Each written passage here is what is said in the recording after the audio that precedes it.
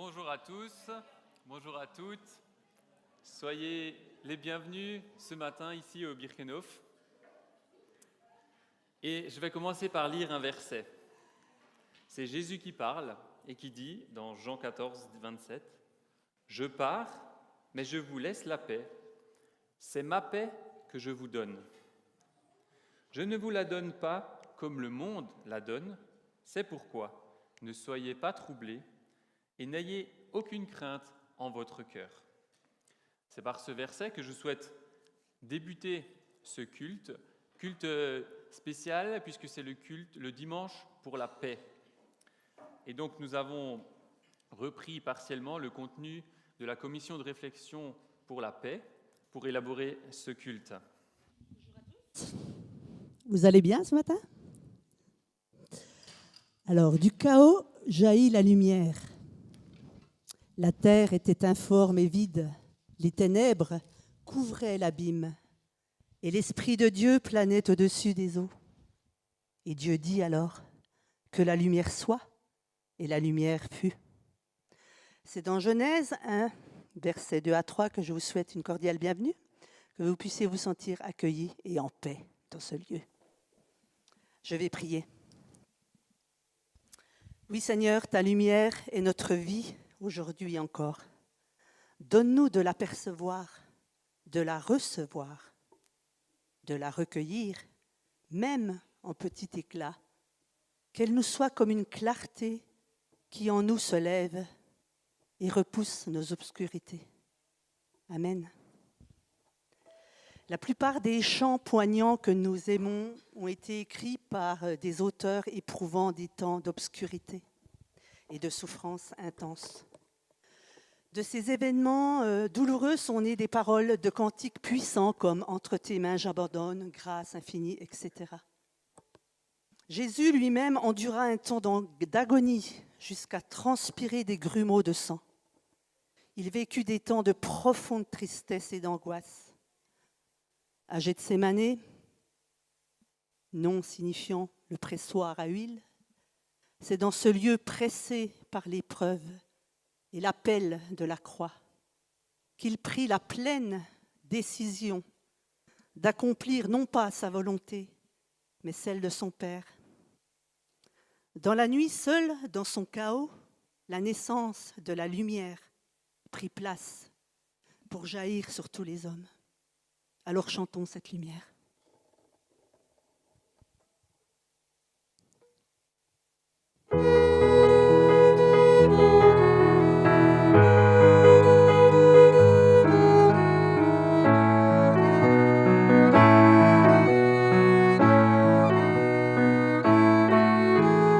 Que de lumière nous voulons te louer et de tout notre cœur te chanter. Tu as créé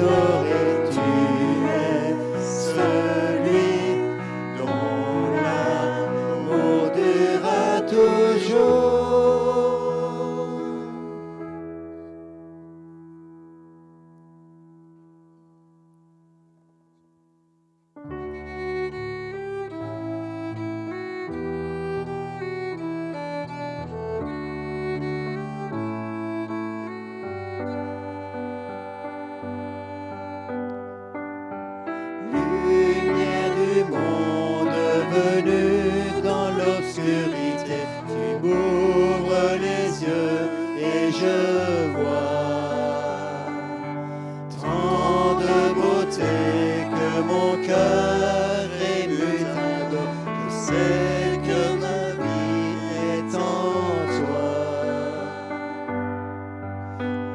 Et me voici pour louer, me voici à tes pieds, me voici pour dire tu es mon Dieu.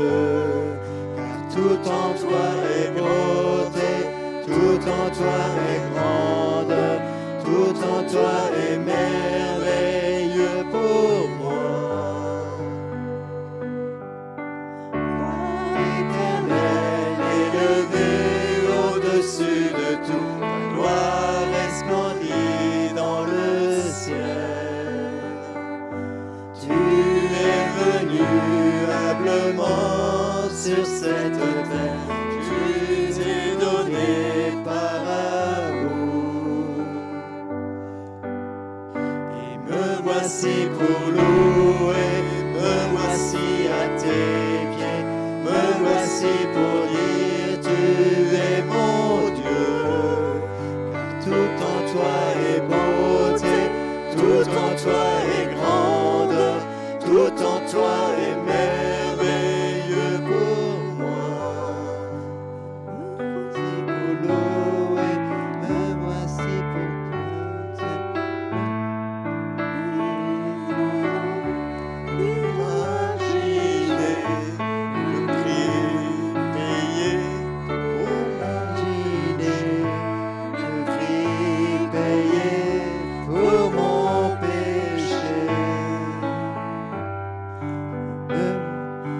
Me voici pour louer, me voici à tes pieds, me voici pour dire tu es mon Dieu. Tout en toi est beauté, tout en toi est grande, tout en toi est merveilleux pour moi.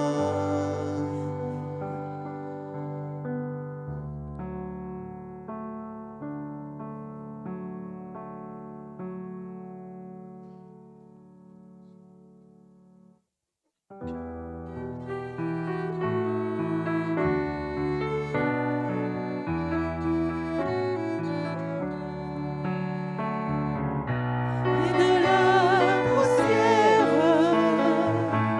et d'éternité,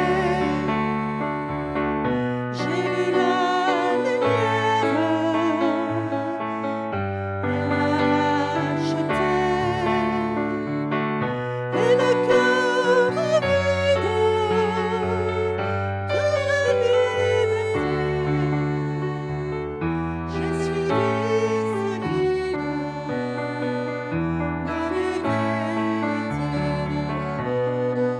Il est le chemin, La vie, on ne vient au Père que par lui. Il est la vérité, le chemin et la vie. On ne vient au Père que par lui. ton regard s'étonne, tu ne comprends pas. Un roi qui pardonne, ça n'existe pas. Un roi qui s'incline devant ses sujets, couronné d'épines, à toi de juger. Il est la vérité, le chemin et la vie. On ne vient au Père que par lui. Il est la vérité, le chemin et la vie. On ne vient au Père que par lui.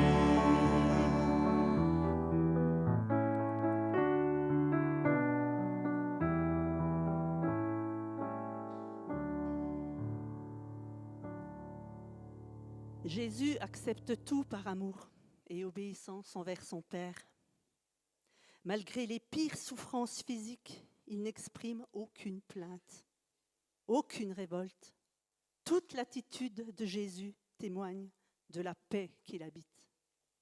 Cette scène à Gethsémanée nous apprend qu'une soumission absolue à la volonté de Dieu est la source profonde de la paix de Jésus. Dans Jean 14, 27, Jésus a dit « Je pars, mais je vous laisse la paix. Ce n'est pas ma paix que je vous donne. Je ne vous la donne pas comme le monde la donne. C'est pourquoi ne soyez pas troublés et n'ayez aucune crainte en votre cœur. » Oui, merci Jésus pour ta venue sur la terre. Et par elle, nous pouvons t'adresser nos prières. Jésus, c'est l'espoir, le pardon, la lumière, la paix. Oui, c'est la paix, chose que nulle autre chose puisse donner. Et que personne ne peut nous enlever. Nous en avons tellement besoin dans nos familles, nos villages, notre pays, et jusqu'au bout de la terre. Alors, en cette période de chaos, laissons Jésus grandir dans nos cœurs pour qu'il puisse nous donner force et courage dans les difficultés de la vie. Amen. Être en paix au sein d'un monde aussi dur, comment est-ce possible? Et ceci sans oublier ce que nous vivons personnellement au quotidien. À ses disciples, Jésus a transmis un legs unique et intemporel qui ne varie pas selon les aléas de la vie. C'est la paix. Alors chantons cette paix.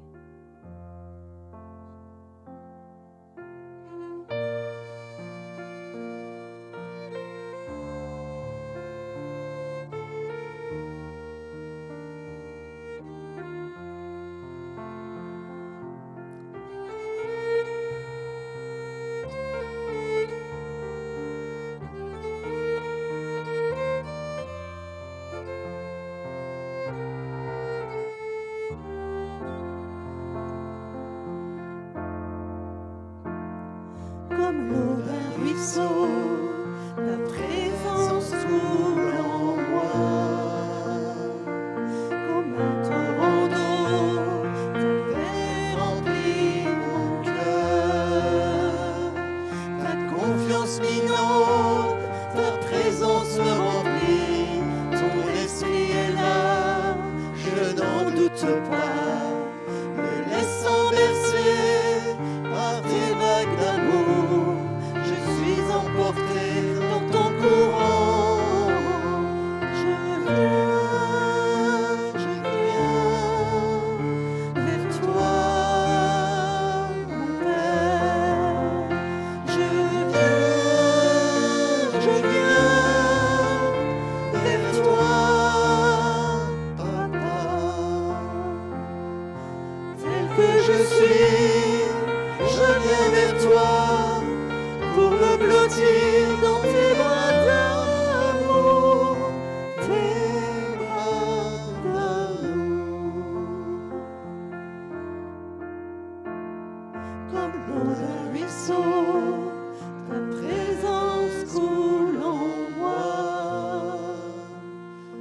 Comme un courant d'eau, ta paix remplit mon cœur. Ta confiance m'inonde, ta présence me remplit. Ton esprit est là, je n'en doute pas. Me laissant bercer par tes vagues d'amour, je suis emporté dans ton courant. Je viens vers toi, mon Père. Je viens vers toi, Papa.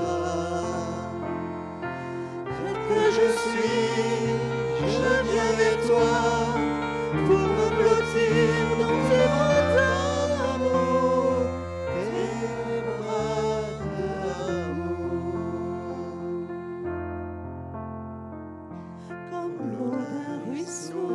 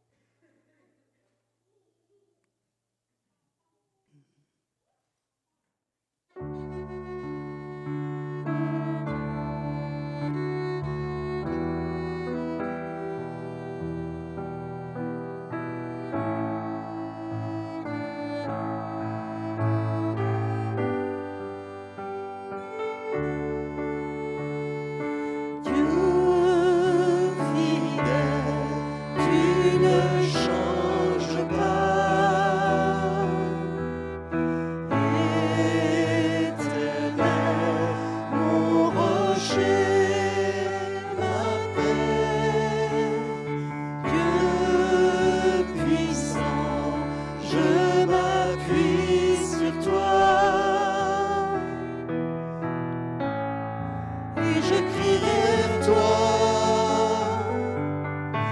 car tu es mon Dieu. Oui, je crie vers toi, j'ai besoin de toi. Dieu fidèle, tu ne changes pas. Éternel, mon rocher, ma paix. Dieu puissant, je m'appuie sur toi. Et je crie vers toi, car tu es mon Dieu. Oui, je crie vers toi, j'ai besoin de toi. Tu es mon roc au jour de la détresse. Et si je tombe, tu me relèves dans la tempête. Ton amour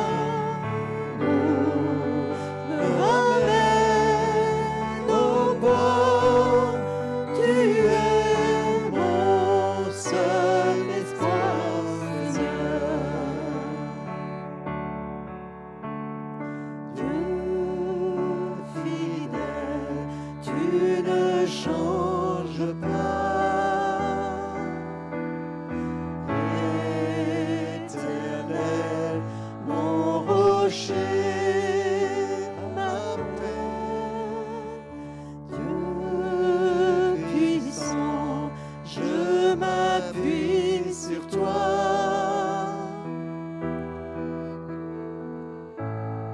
Et je suis vers toi, car tu es mon Dieu.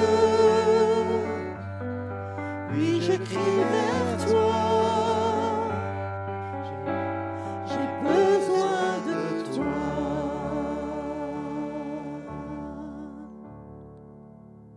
Amen. Pour préparer ce culte, est proposée une histoire. Enfin, une histoire, c'est un témoignage tiré de l'organisation Quaker Friends Peace Team. Et donc, je vais vous raconter cette histoire. On a des slides qui vont avec, voilà.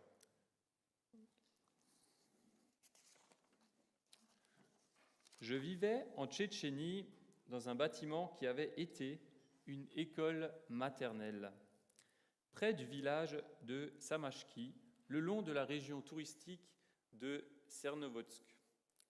La cour autour de mon bâtiment était remplie de grands acacias épineux. Ceux-ci cachaient la majeure partie du monde extérieur. Parfois, je pouvais presque imaginer que Cernovodsk était encore un centre de vacances. Mais les arbres ne pouvaient pas cacher la vérité. Les bruits de canons et des bombardiers au-dessus de ma tête me rapprochaient de la réalité. En avril 1995, la Tchétchénie et la Russie étaient en guerre. Cernovodsk était devenu un camp de réfugiés. Je faisais partie d'un groupe d'observateurs internationaux des droits de l'homme. La situation semblait de plus en plus impossible, voire désespérée. Comment sortir de toutes ces tueries et de toutes ces destructions ? Lorsque je suis rentré chez moi, j'ai emporté avec moi quelques-unes des plus longues gousses de graines d'acacia et une branche couverte d'énormes épines typiques des acacias. Je savais que mon petit garçon Kirill les trouverait intéressants.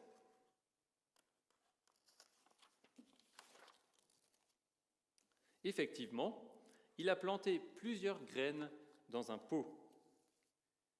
D'autres tristes nouvelles sont arrivées de Tchétchénie. Samashki était à nouveau attaqué et Cernovodsk était tombé. L'ancienne école maternelle n'existait plus. Et j'ai appris que tous ces acacias sauvages avaient disparu. Pas tout à fait. Une seule pousse fragile a percé le sol au cœur de la Russie. Nous l'avons soignée, arrosée. Nous l'avons vue se transformer progressivement en une plante robuste et tendre vers la lumière. Lorsqu'elle a été prête, nous l'avons plantée à l'extérieur en espérant qu'elle continuerait à grandir. Que pouvons-nous retenir de cette histoire ? Dans ce contexte difficile de guerre que nous vivons encore aujourd'hui, même si c'est loin de chez nous, les situations d'injustice se trouvent aussi près de chez nous et nous en vivons autour de nous, peut-être pas quotidiennement, mais régulièrement. Et dans ces situations, on peut avoir l'impression que le bien qu'on essaye d'apporter ne sert à rien. Toutefois, nous ne sommes pas en mesure de savoir comment les graines de paix que nous pouvons semer vont pousser. Comment Dieu utilise ce qu'on fait pour faire grandir son royaume. Alors même si certaines situations semblent désespérées, continuons à être bons et à faire le bien. Et peut-être que Dieu fera pousser les graines que nous plantons.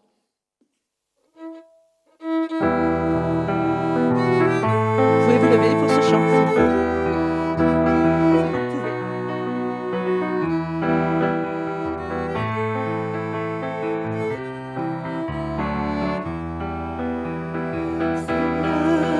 Fais de nous des ouvriers de paix.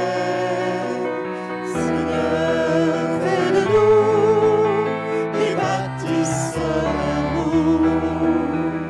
Là où demeure la haine, que nous apportions l'amour. Là où se trouve l'offense, que nous mettions le pardon. Seigneur, fais de nous des ouvriers de paix. Seigneur, fais de nous des bâtisseurs d'amour. Là où grandit la discorde, que nous fassions l'unité. Là où séjourne l'erreur, que nous mettions la vérité. Seigneur, fais de nous des ouvriers de paix. Seigneur, fais de nous des bâtisseurs d'amour. Là où persistent les ténèbres, que nous mettions la lumière. Là où règne la tristesse, que nous fassions chanter la joie. Seigneur, fais de nous des ouvriers de paix.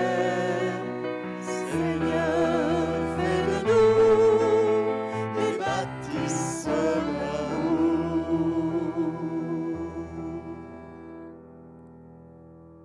Comme ça a été dit aujourd'hui, 10 mars 2024, la Commission de réflexion pour la paix des églises ménonites en France nous propose de vivre ensemble le dimanche pour la paix. La proposition nous est faite à partir du verset suivant. Je vous laisse la paix, je vous donne ma paix. Je ne vous la donne pas comme le monde la donne. Que votre cœur ne se trouble point, il ne s'alarme point. Simplement, avec la lecture de ce verset, j'ai tout de suite rencontré deux stops. Stop, arrête-toi. Deux stops que j'ai dû régler personnellement pour pouvoir partager cet enseignement aujourd'hui avec vous. Le premier stop, c'est quel est le contexte de ce verset.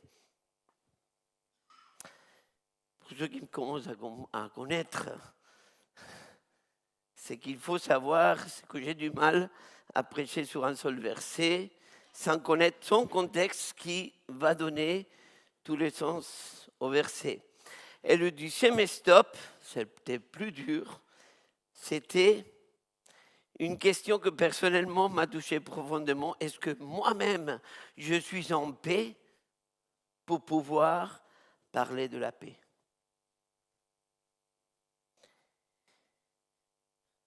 L'enseignement de la parole de Dieu est un service exigeant, dans le sens où nous ne sommes pas là pour dire seulement ce que nous pensons ou répéter le résultat d'un enseignement ou répéter ce que nous avons entendu et plus ou moins compris, mais pour exprimer le résultat d'un engagement personnel du prédicateur, de la personne qui est là, avec Dieu et sa parole. Un engagement qui met en question la personne, peut-être même qui la bouleverse. Il ne s'agit pas non plus de faire une affaire personnelle, mais il s'agit de prêcher et partager en Église, entre frères et sœurs, la parole vivante de notre Dieu. Et par vivante, j'entends une parole engageante, mais aussi dérangeante et bouleversante. C'est pourquoi je vous propose la chose suivante pour ce matin. À partir du contexte du chapitre 14 de l'Évangile de Jean, parlons dans un premier lieu de la paix entre nous. Ce qui permettra, dans un deuxième temps, et par le même contexte, parler de la paix dans le monde. Et ainsi, honorer le travail de nos frères et sœurs qui ont travaillé sur cette réflexion pour la paix. Donc, commençons par le premier, la paix entre nous. Est-ce que nous sommes en paix entre nous pour parler de paix? C'est tout simple. Hein? Ce qui est compliqué, c'est répondre à la question. Autrement dit, est-ce que nous vivons dans le shalom entre nous pour parler du shalom dans le monde? Mon intention, ce n'est pas de répondre à cette question, car nous tous, nous avons déjà la réponse. Et même qu'à la fin du verset qui nous est proposé par la commission de réflexion, on trouve déjà la réponse exprimée par Jésus lui-même.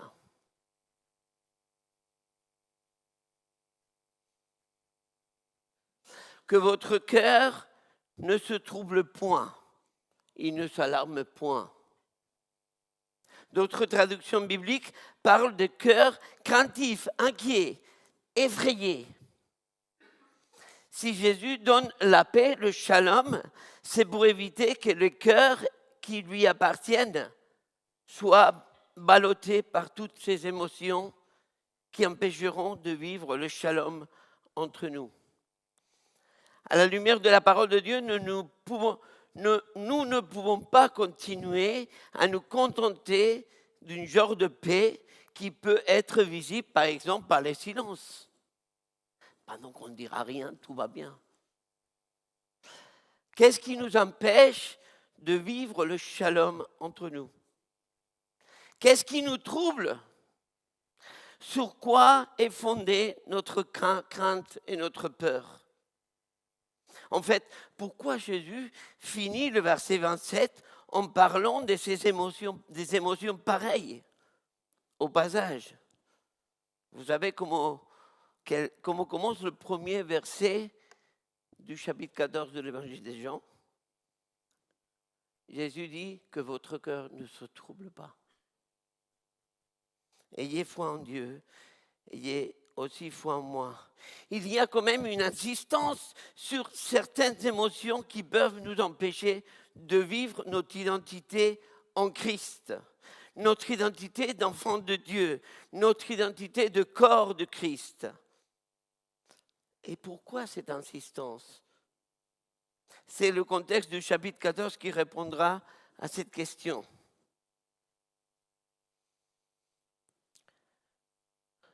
Ce chapitre 14 nous place face à un contexte de séparation et de changement de paradigme.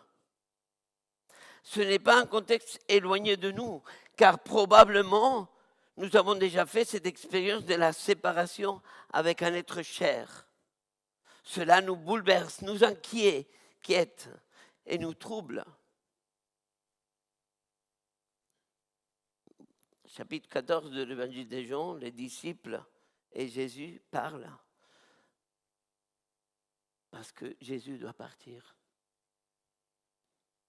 À plus forte raison, parce que Jésus n'est pas, à plus forte raison quand il s'agit de Jésus. Et je dis à plus forte raison parce que Jésus n'est pas seulement un être cher. Jésus, c'est le centre. Le message de la Bible est christocentrique. Le message de l'Évangile est centré sur Jésus. Nous pouvons avoir des interprétations différentes. Nous pouvons être fortement attachés avec le corps, avec l'âme et avec l'esprit à des sujets qui sont des sujets pour nous, personnellement, des sujets non négociables spirituellement. Je suis bien placé pour comprendre l'importance de ces sujets dits non négociables spirituellement. Mais je comprends aussi, à la lumière de la parole de Dieu, que si Christ n'est pas le centre de ces sujets, pour plus spirituel qu'ils soient, alors on passe à côté de tout.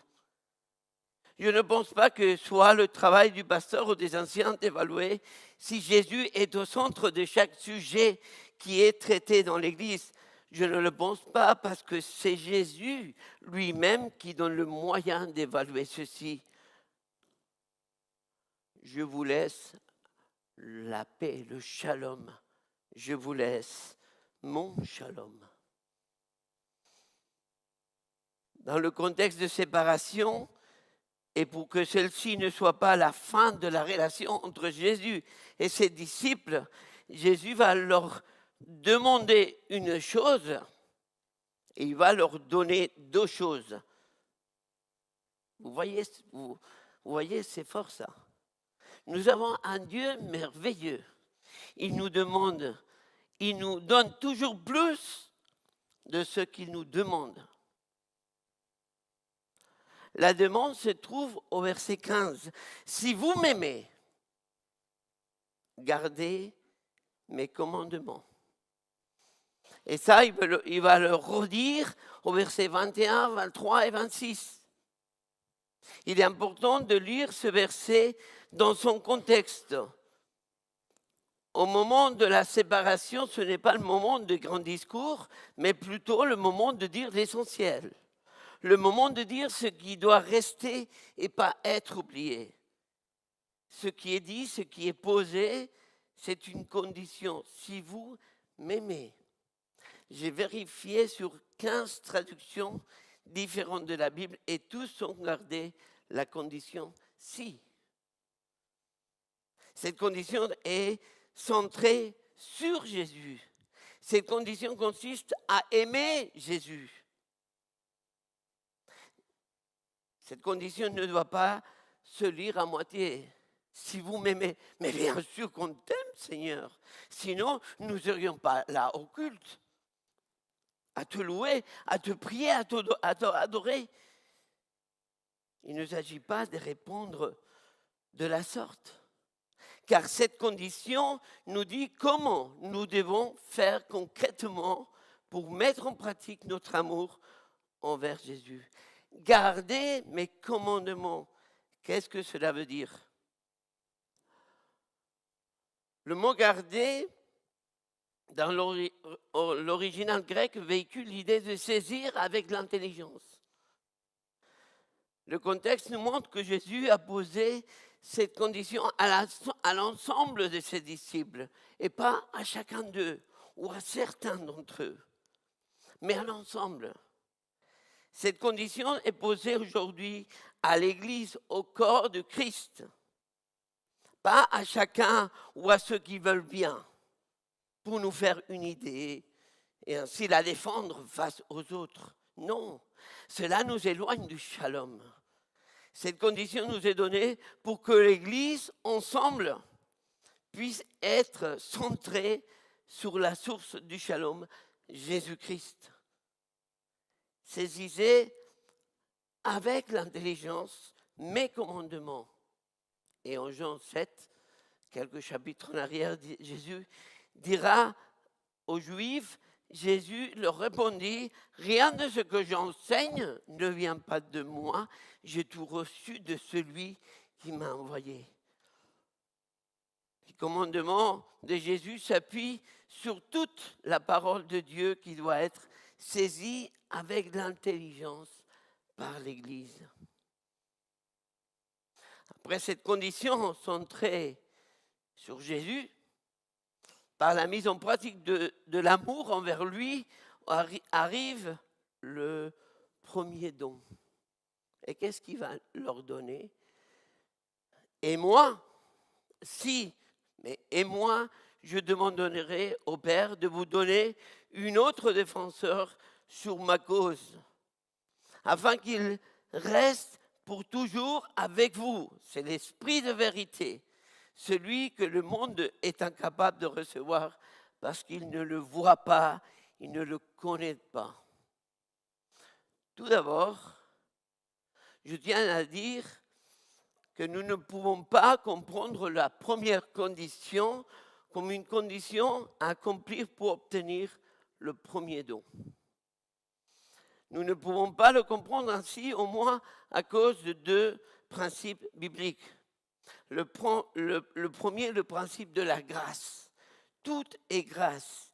Il n'y a aucun mérite. C'est celui qui en... Dieu ne nous demande pas de faire pour mériter. Et le deuxième principe, c'est celui qui enseigne la Bible sur l'Esprit Saint, où il est dit que l'Esprit va où il veut, quand il veut et avec qui il veut. On l'a en Jean 3, 8, quand Jésus parle à Nicodème, le vent souffle où il veut, tu l'entends, mais tu ne sais pas d'où il vient, ni où il va. Il est ainsi de quiconque est né de l'Esprit.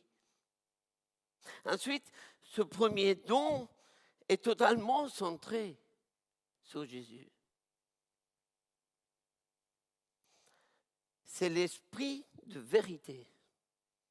Et nous l'avons chanté, mais nous allons le lire, parce que c'est la parole de Dieu qui le dit.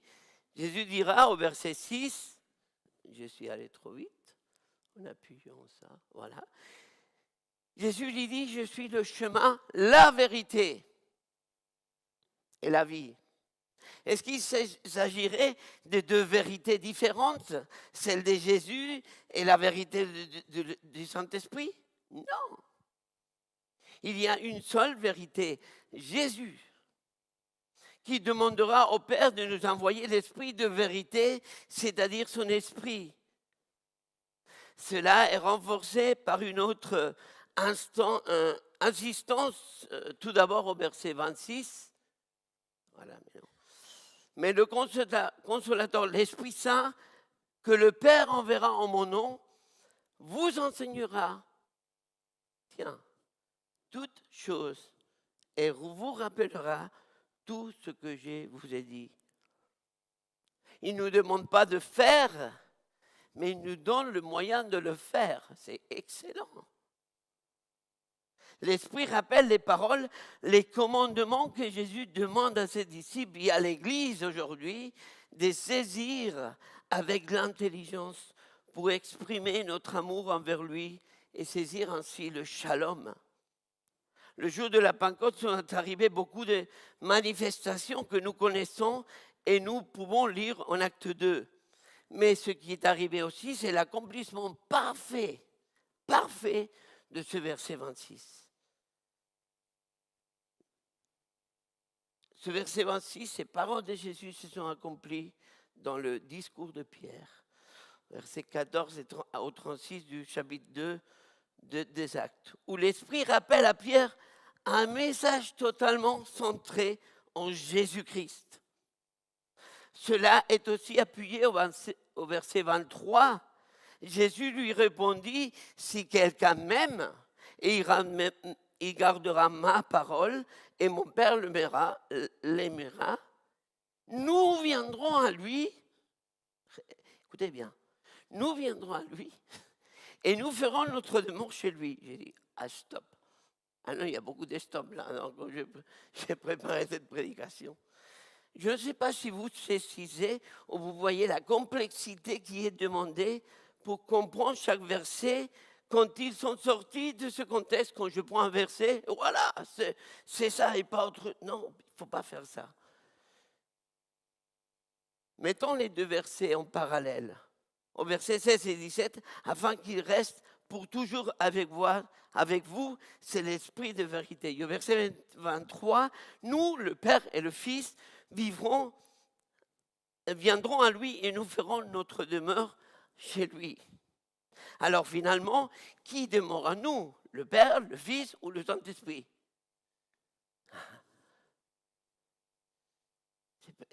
Pour nous, c'est clair. Mais quand je vois les deux versets, il faut. C'est pas aussi clair que ça. Mes frères, mes sœurs, il n'y a point de complexité, car il s'agit de Dieu. La Bible nous enseigne le contenu de la doctrine de Dieu qui dit que le Père est Dieu, que le Fils est Dieu et que l'Esprit est Dieu. Et qu'en lui, il n'y a pas aucune ombre, ni de séparation, ni de division, ni de confusion. Car en Dieu se trouve la source du shalom. Le Père l'a créé pour vivre devant sa présence. L'Esprit Saint le rend palpable et concret en tant que fruit de l'Esprit, Galates 5. Et c'est par le Fils que le shalom a été accompli. C'est là, a été accompli pleinement. Soyons vrais, soyons honnêtes, en disant que c'est nous qui imposons parfois une séparation, une division avec notre compréhension limitée de Dieu. D'un côté le Père, de l'autre côté le Fils et de l'autre côté le Saint-Esprit. Et on y va. Et chacun fasse selon ses émotions et ses compréhensions propres. Mais soyons conscients aussi que le shalom ne nous est pas présenté dans la Bible dans une perspective de séparation et division de la compréhension de Dieu et de la Trinité, mais sur la centralité de Jésus-Christ. Paul dira aux Philippiens, au chapitre 2, tendez à vivre en accord les uns avec les autres. Et pour cela, c'est là où c'est compliqué. Ayez le même amour, une même pensée. Waouh! Et tendez au même but. Si je lis ce verset dans une compréhension différente pour chaque personne de la Trinité, alors ce verset devient incompréhensible, voire impossible de l'appliquer. Parce qu'on ne pense pas tous la même chose. L'épreuve.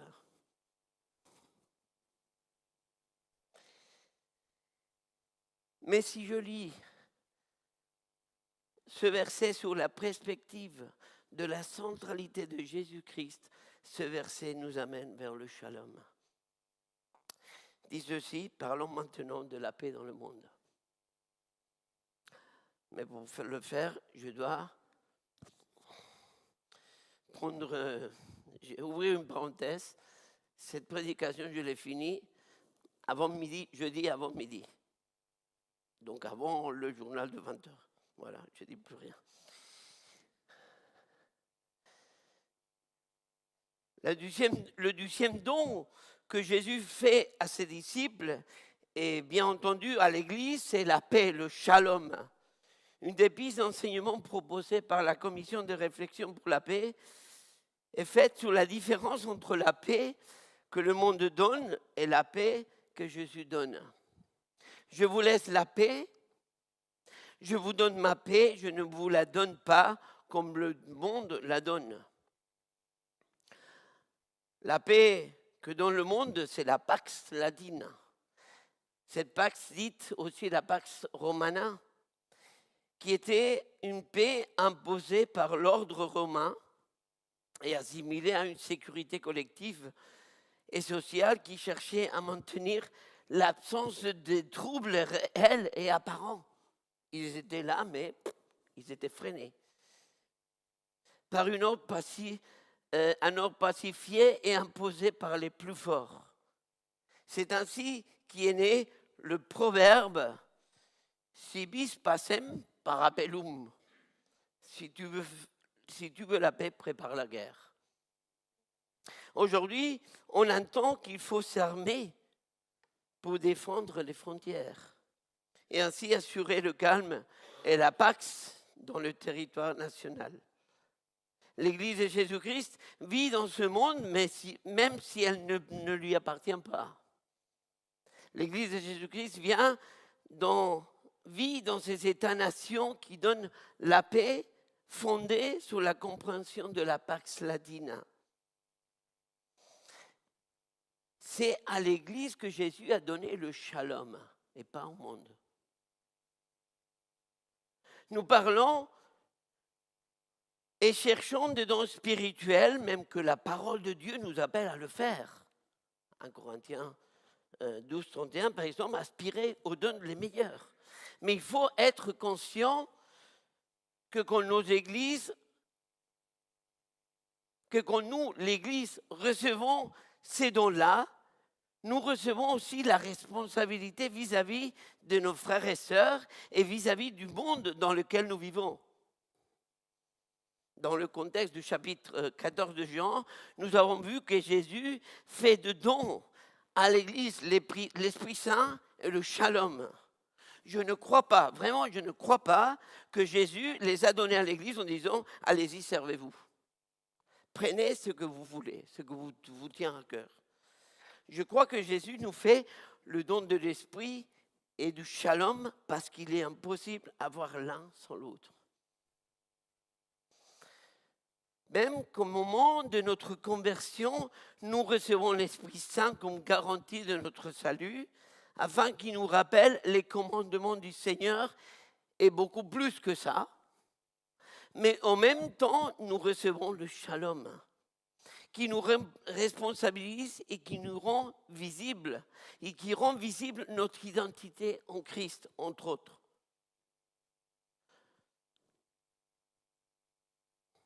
Matthieu 5,6, il dit « Heureux ceux qui répondent autour de la paix, car Dieu les reconnaîtra pour ses fils. » À la lumière de la parole de Dieu et en respectant les principes bibliques concernant l'Esprit Saint, où il est dit que l'Esprit va où il veut, quand il veut et avec qui il veut, je ne peux pas comprendre comment nous pouvons être remplis de l'Esprit et avoir l'onction de l'Esprit et vivre en même temps dans l'Église la Pax Romana. Celle qui cherche à planir, cacher, partir pour minimiser les troubles réels et apparents. Pendant que nos cœurs sont troublés, craintifs, inquiets et effrayés. Ça ne colle pas. Je ne sais pas si vous n'êtes pas d'accord avec moi, mais ça ne colle pas. Par contre, je crois comprendre pourquoi Jésus ne s'est pas limité à nous donner seulement l'Esprit Saint, mais qu'il nous a donné en plus, et avec l'Esprit, le Shalom. C'est parce que Dieu veut nous reconnaître ses enfants dans l'Église et dans le monde. C'est-à-dire, en pratiquant le Shalom, nous serons reconnus enfants de Dieu. Parce que nous allons laisser la place à l'Esprit Saint dans l'Église pour qu'il nous remplisse et nous fasse tomber sur nous son onction. Parce que nous vivons dans le Shalom entre nous. C'est là et pas autrement que nous serons prêts pour prier pour le Shalom pour le monde, dans le monde. C'est là que nous, l'Église, serons un témoignage vivant du Shalom pour le monde. Et j'arrive à ma conclusion. Le Christ tout entier, dans la Bible tout entière. Ce que nous avons devant nous, c'est la photo d'un mes pulls shirt, comme on dit ça, avec les capuches, qui doit avoir à peu près plus de 10 ans. C'était mon pull de l'Institut public des Nogent. Et je l'ai gardé, pas pour le mettre, mais pour me souvenir, parce que ça ne rentre pas là.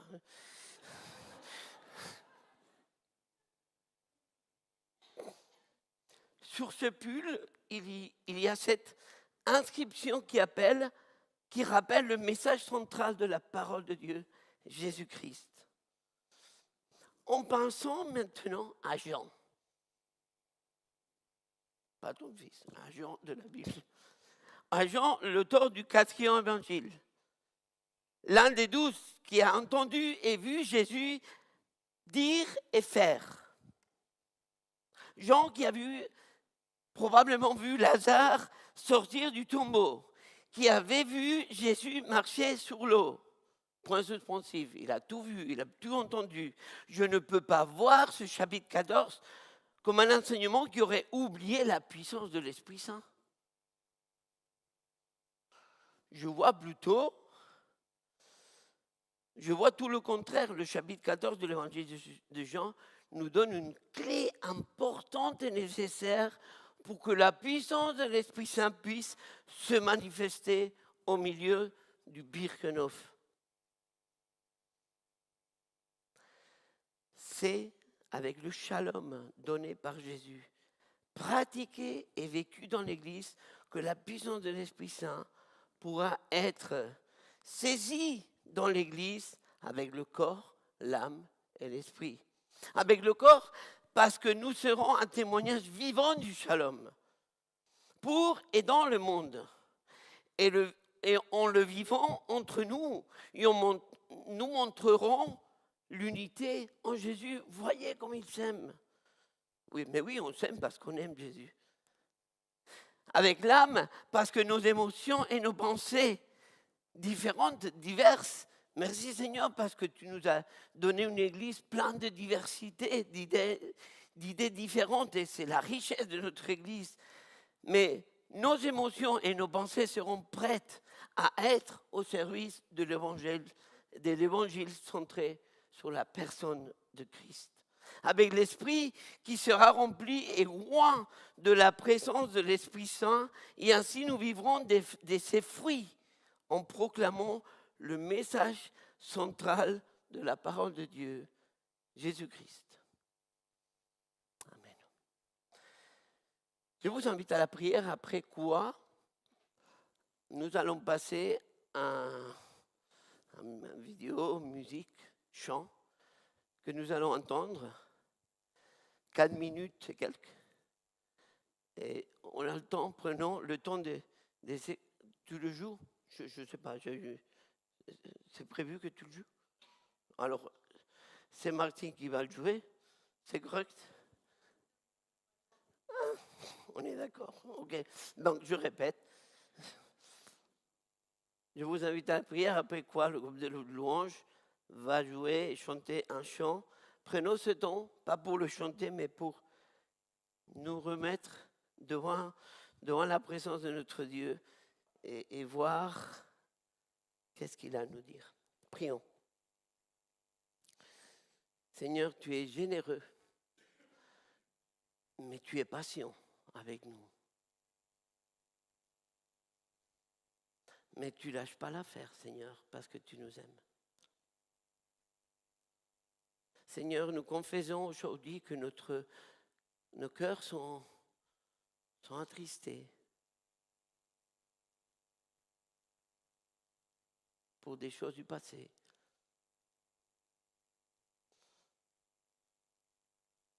Nous confessons que parfois il y a des troubles, même qu'on a peur de parler les uns avec les autres. Seigneur, pardonne-nous parce que nous avons oublié ce 12e don que tu nous as fait, le shalom. Seigneur, on a besoin de toi pour le vivre, On a tout dans ta parole, tu nous donnes toutes les instructions pour, tu nous as donné l'esprit pour le faire. Seigneur, pardonne-nous. C'est pourquoi je te demande de nous saisir par ton esprit et que l'Église commence à t'obéir. Seigneur, nos convictions sont là. Sont là parce que tu nous les as données aussi. Mais Seigneur, aide-nous aussi à comprendre que Jésus est le centre et pas nos convictions. Aide-nous à t'obéir, à faire ce que tu nous dis. Et même si on ne le comprend pas, et même si ça nous effraie, c'est pas grave. Tu l'as dit, on le fait, et tu feras le reste. Parce que ta parole est la vérité, nous voulons le proclamer ce matin, et nous te faisons confiance 100%. Merci Père parce que nous sommes tous des frères et sœurs en Christ, et nous sommes une famille en toi. Merci Papa, au nom de ton Fils Jésus. Amen.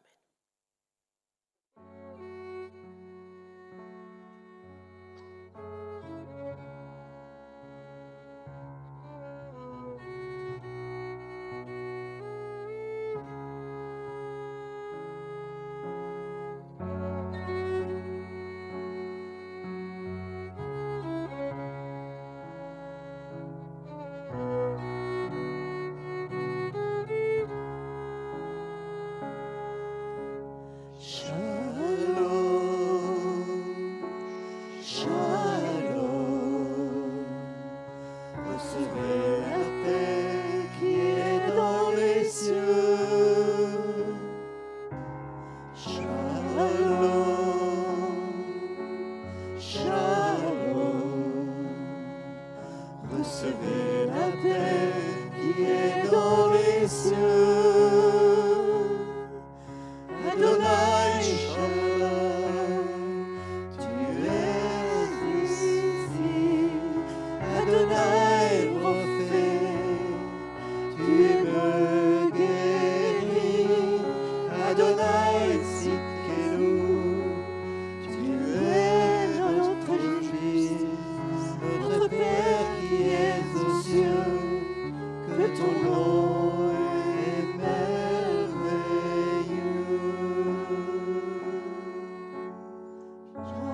Shalom, Shalom, recevez la paix qui est dans les cieux. Shalom, Shalom, recevez la paix qui est dans les cieux. Adonai Shalom.